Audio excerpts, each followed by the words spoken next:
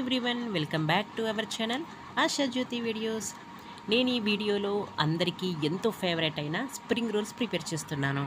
మీకు కూడా ఇష్టమే కదా ఈ స్ప్రింగ్ రోల్స్ అంటే.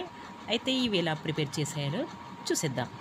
ఫస్ట్గా స్ప్రింగ్ రోల్స్ ప్రిపేర్ చేయడానికి ముందుగా క్యాబేజీని సన్నగా కట్ చేసి పక్కన పెట్టుకున్నాను. ఆ తర్వాత క్యారెట్ని అలాగే క్యాప్సికమ్ని కూడా సన్నగా పొడవుగా కట్ చేసుకొని పక్కన పెట్టుకోవాలి. మనం ఇలా సన్నగా కట్ చేసుకున్నట్లయితే కర్రీ ప్రిపేర్ చేసుకున్నప్పుడు అన్నీ ఈవెన్గా మగ్గిపోతాయి, అలాగే తొందరగా కూడా ప్రిపేర్ అవుతుంది. అందుకని మనం సన్నగా వెజిటబుల్స్ కట్ చేసి పెట్టుకోవాలి. ఇలా ఇవన్నీ కట్ చేసి పెట్టుకున్న తర్వాత కర్రీ ప్రిపేర్ చేసుకోవడానికి స్టవ్ ఆన్ చేసుకొని ఒక పెద్ద వెడల్పాటి గిన్నె లాంటిది తీసుకొని అందులో తగినంత ఆయిల్ వేసేసి, ఆయిల్ వేడిపోయిన తర్వాత ఆవాలు, జీలకర్ర, పచ్చిమిర్చి పేస్ట్ వేసాను. అలాగే ఇందులో అల్లం పేస్ట్ కూడా వేసుకోవాలి. మనం పచ్చిమిర్చి పేస్ట్ ఆయిల్లో వేసినట్టయితే పచ్చివాసన రాకుండా మంచిగా ఫ్రై అవుతుంది. అందువల్ల ఈ పచ్చిమిర్చి పేస్ట్ ఆయిల్లో వేసుకోవాలి. ఈ పచ్చిమిర్చి పేస్ట్ మంచిగా ఫ్రై అయిపోయిన తర్వాత ఇందులో మనం కట్ చేసి పెట్టుకున్న వెజిటేబుల్స్ ఇందులో వేసుకోవాలి. వెజిటేబుల్స్తోని మనం ఈ స్ప్రింగ్ రోల్ చేసుకుంటాం కాబట్టి చాలా హెల్తీ అండి. డీప్ ఫ్రై కదా అని మీరు అసలే డౌట్ పడాల్సిన అవసరం లేదు. మనం పిల్లలకి వెజిటేబుల్స్ కర్రీ చేసి పెడితే తినమంటే అసలే మారం చేస్తారు కదా, అసలే తినరు. కాబట్టి నేను ఈ విధంగా స్ప్రింగ్ రోల్ చేసి మా పిల్లలకి పెట్టేస్తానన్నమాట. చాలా హ్యాపీగా తినేస్తారు. వెజిటేబుల్స్ తిన్నట్టు ఉంటుంది, అలాగే వాళ్ళకి ఫేవరెట్ డిష్ చేసి పెట్టేటట్టు కూడా ఉంటుంది. అందుకని నేను ఇలా చేస్తానన్నమాట. మీ పిల్లలు కూడా వెజిటేబుల్స్ తినకుంటే మీరు కూడా ఇలాగే చేసి పెట్టండి. ఇలా కర్రీ తయారు చేసి పెట్టుకుంటే గోధుమ పిండితో మనం ఈ స్ప్రింగ్ రోల్స్ ప్రిపేర్ చేసుకోవాలి. అలా అయితే హెల్త్కి హెల్దీ, టేస్టీకి టేస్టీ కూడా. ఓకేనా? చూడండి, ఇలా పచ్చిమిర్చి పేస్ట్ వేగిన తర్వాత ఇందులో క్యాబేజ్, క్యారెట్, క్యాప్సికమ్ కట్ చేసుకున్న ముక్కలు వేసేసుకొని లో ఫ్లేమ్లో పెట్టుకొని ఈ కర్రీ అంతా మగ్గించుకోవాలి. లో ఫ్లేమ్లో పెట్టుకున్నట్లయితే మనం కట్ చేసుకున్న వెజిటబుల్స్ ముక్కలు మంచిగా వేగిపోతాయి. ఇవన్నీ ఒకసారి కలిపేసుకున్న తర్వాత ఇందులో తగినంత సాల్ట్ వేసేసుకొని మరొకసారి కలుపుతున్నాను. మనం వేసుకునే సాల్ట్ వల్ల ఈ వాటర్తో, ఇందులో ఉండే వాటర్తోనే అవి మంచిగా మగ్గిపోతాయి. మనం మళ్ళీ ఎక్స్ట్రా ఇందులో వాటర్ అసలే వేయకూడదు. సాల్ట్ వేయడం వల్ల మంచిగా మగ్గిపోతాయి. లో ఫ్లేమ్లో పెట్టుకొని మధ్య మధ్యలో కలుపుతుండండి. 10 to 15 మినిట్స్లో ఈజీగా కుక్ అయిపోతుంది.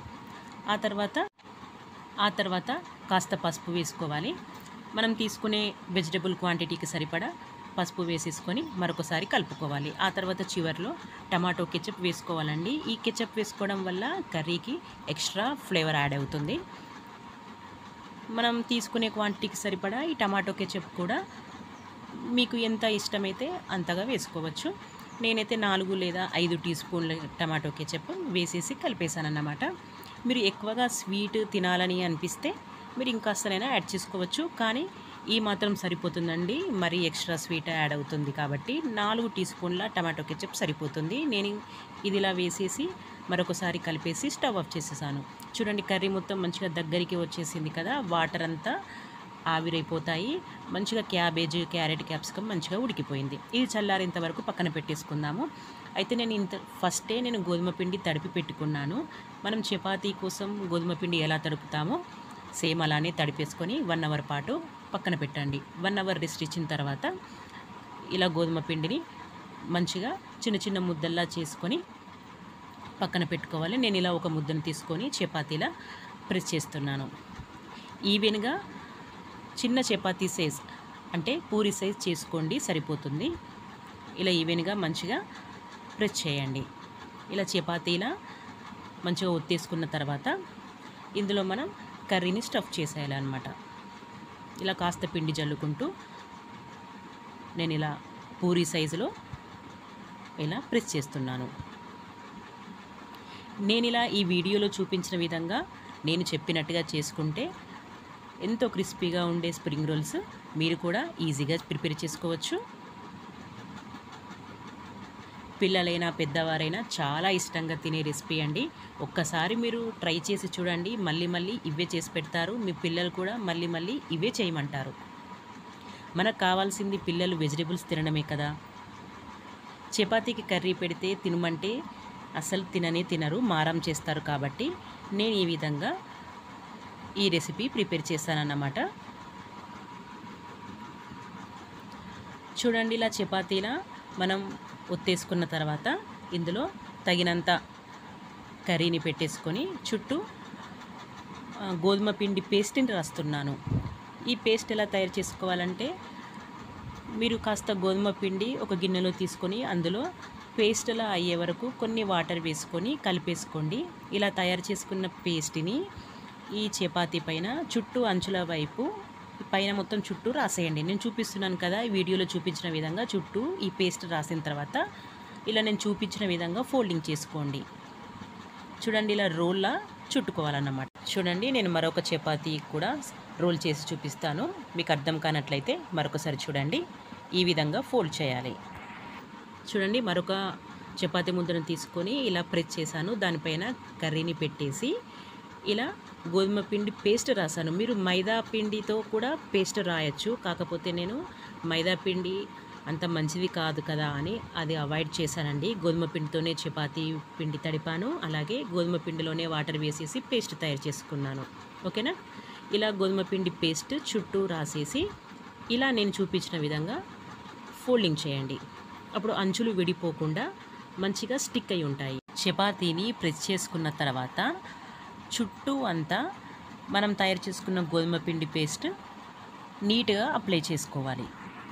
మీరు సరిగ్గా రాయనట్లయితే మనం డీప్ ఫ్రైకి ఆయిల్ పెట్టినప్పుడు ఆయిల్లో ఈ స్ప్రింగ్ రోల్స్ వేసినప్పుడు ఆ అంచులు విడిపోయే అవకాశం ఉంటుంది. అందువల్ల మనం గోధుమ పిండి పేస్ట్ మంచిగా రాయాలి. అలా అయితేనే ఇవి అంచులు మంచిగా స్టిక్ అయి ఉంటాయి. అయితే ఇలా తయారు చేసుకున్న తర్వాత 10 to 15 మినిట్స్ కంటే ఎక్కువగా లేట్ చేయొద్దు. 10 to 15 మినిట్స్ లోపల డీప్ ఫ్రైకి సరిపడా ఆయిల్ పెట్టేసుకొని ఆయిల్లో ఫ్రై చేసేయాలి ఈ స్ప్రింగ్ రోల్స్ని.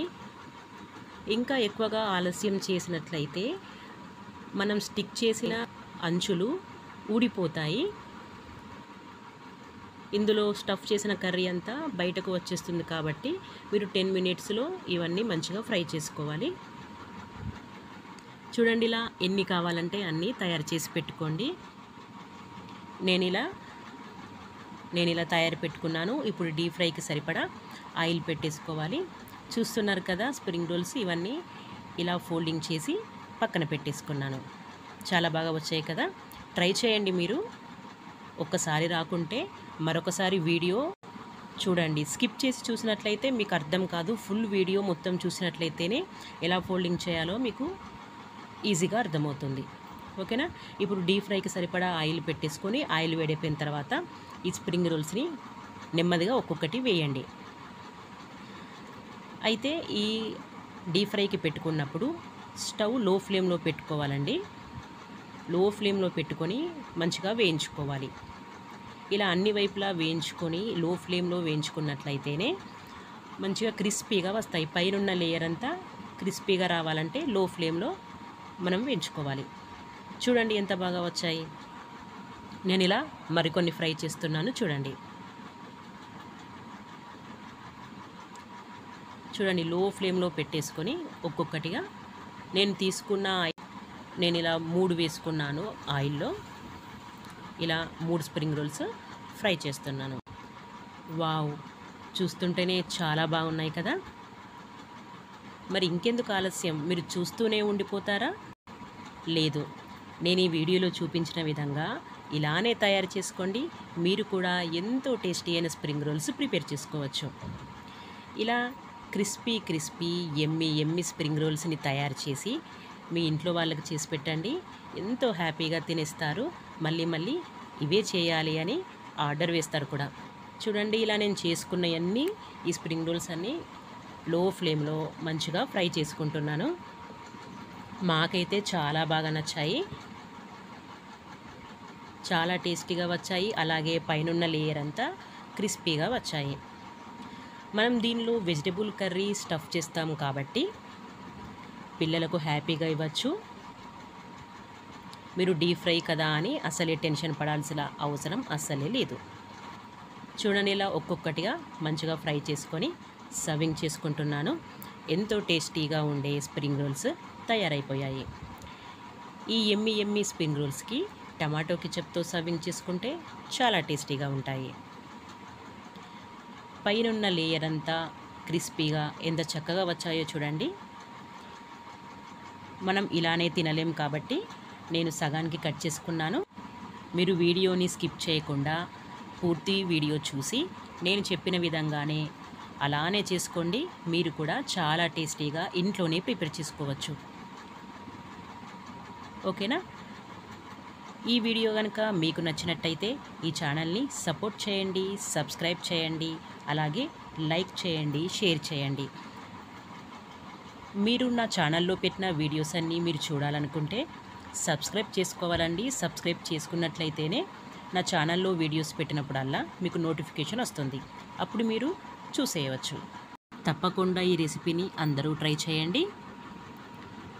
మరిన్ని టేస్టీ రెసిపీస్ కోసం నా ఛానల్ని సబ్స్క్రైబ్ చేసుకోండి.